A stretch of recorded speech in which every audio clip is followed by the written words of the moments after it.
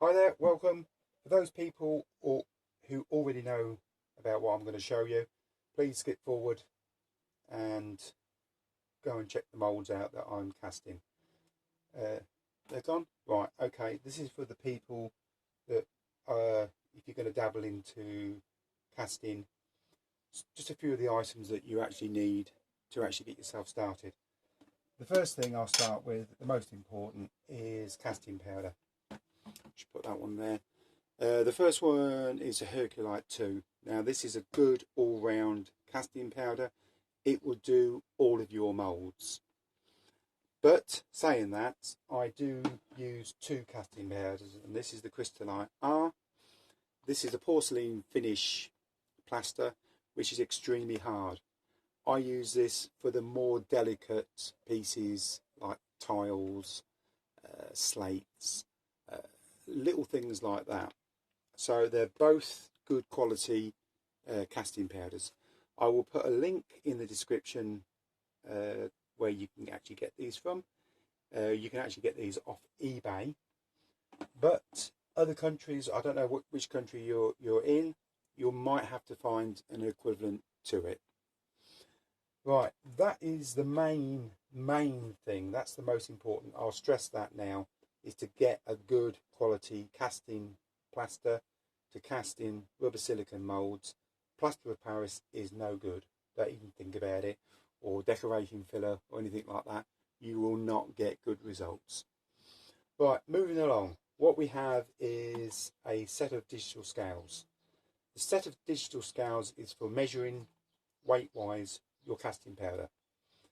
All casting powders will come to either a 2-to-1 ratio or a 3-to-1 ratio, which is 1 milliliter of water to 2 grams of casting powder. So you need a set of scales to measure that out accurately. The next thing, well, I'll move these things in because I think a lot of them are out of shot. A spoon, well, the spoon's for dishing up your powder. Nothing too technical about that. There isn't nothing too technical. You need a paintbrush, that is for mixing your plaster, and also for painting pigments or paints into your moulds. That's basic thing. A basic scraper, any shape or size. This is for cleaning off the tops of your moulds. We move along. Mixing containers. These can be yogurt pots, they can be anything you like as long as you can mix them. We also have a disposable syringe. This is a 10mm syringe. You'll find that most of the moulds you won't go over 12mm. Actually, it goes up to 12mm, this one does. They're very cheap to get hold of, and you will get an accurate mix by using something like this. Next to it, we have a piece of plastic. This is to actually put your moulds on. If I bring a mould down, the moulds are quite flexible and soft. This is just so when you cast, you can cast into your mould and you can actually move it away, put it somewhere safe to dry, because if you pick it up, as you can see, you're going to end up breaking your parts, damaging them, and things like that. Put that mould back in its place. Now, another thing that you need is a plastic container and some rinse aid. Now, the rinse aid is for soaking your moulds in before you cast in them. You will do a small amount into their water, put your mould into it and soak it, then partially dry it off before you start casting. The rinse aid helps release, well, it breaks the water tension in the plaster and helps release the air bubbles from the face of the mould, so you do get decent parts. Now,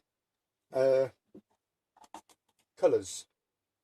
I've already done, there's 2 videos out, one on pigments, which is, I use the Vallejo pigments, and there's also one out on paints. I use the Vallejo paints. It's just that that's what I had to hand.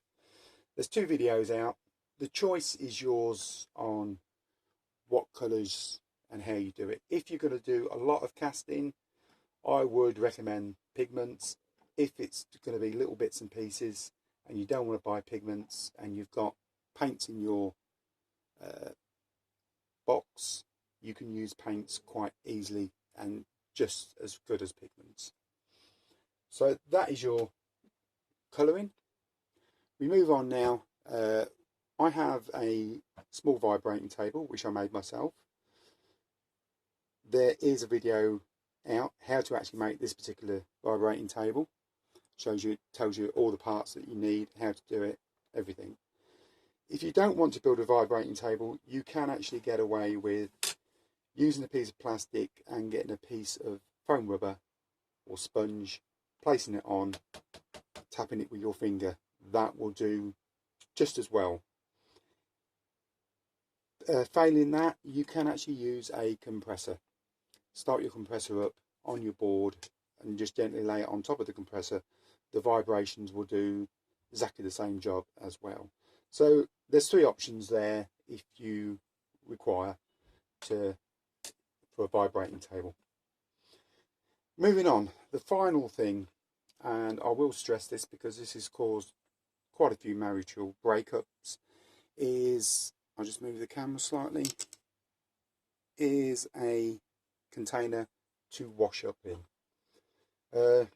You need a container to wash up in for the simple reason is when you mix the plaster with the water's only a medium to hold the plaster, and the plaster will sink and harden underwater.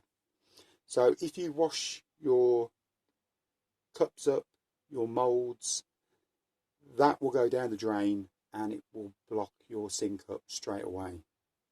So if you get yourself a largest container that you can actually put stuff, wash stuff up and get it cleaned up.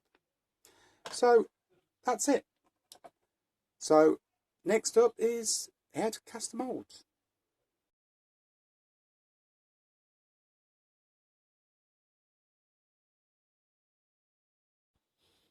Welcome everybody. We're going to be moulding the 12 by 12 paving slab. Very small little slab used for I think it's sidewalks and paths and things like that. But this is the mould. Nothing too special, but we'll start off, we'll get it straight into the rinse aid and we'll get started. First thing to do is we'll do the measurements. I'm using the Herculite number 2, and for the life of me, it's been such a long time since I cast this one that I think I'll start with a 10 when we get so that's going to be 20 grams of casting powder, as it's 2-to-1 ratio. There's too much in there,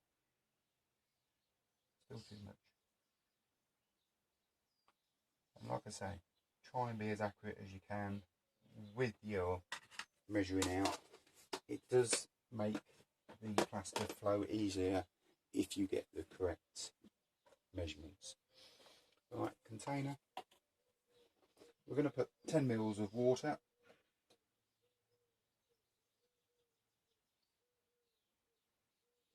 Into the cup. Add the powder. And let that get on with what it should do. And while we're waiting for the plaster to absorb the water, we'll get the mould out. As before, just a tap, leave the inside of the mould nice and damp. Right, that's ready now to have its colour mixed in. We're just going to go for the black pigment just to make a grey slab. Good paint brush full. I ain't got my big hand in the way. So we've got a reasonable grey there. Right, on with a table.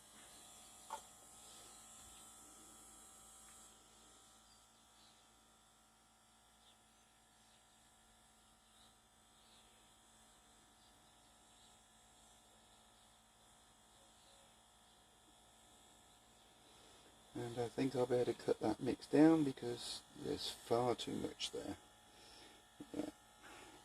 That's going to be an 8 mix, 8 mils of water and 16 grams of casting powder. Just like I say, excuse me while I do my washing up. Very domesticated around here. Run the finger around the outside.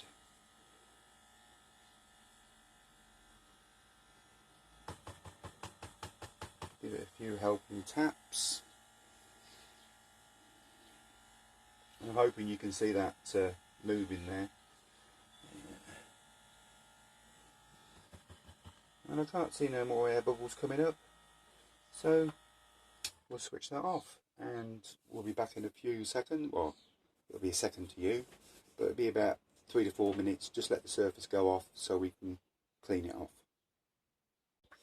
Okay, it's been about 4 or 5 minutes. The top's just starting to go off, and with the scraper, just take off all the excess off the top. Just give you a nice flat surface, like so. And that's it. We'll put that up on the shelf now. We'll let it dry, and then we'll come back and we'll turn them out and see what we got. Okay, 12 by 12 paving slabs. I have my little container here. These come out very, very easy. And if I can get it in focus for you, they are some really nice little parts. These come out. I mean, they're just a square flat little slab, and they do come out really well. Nice and smooth, just like a little paving slab. Ideal for your dioramas on different bits, and well, actually there's loads of uses, from wall cappings and pier cappings. It's only your imagination that's going to stop you from using any of these items. So they're one's gone shooting across there. They're all out, and that's what we've got.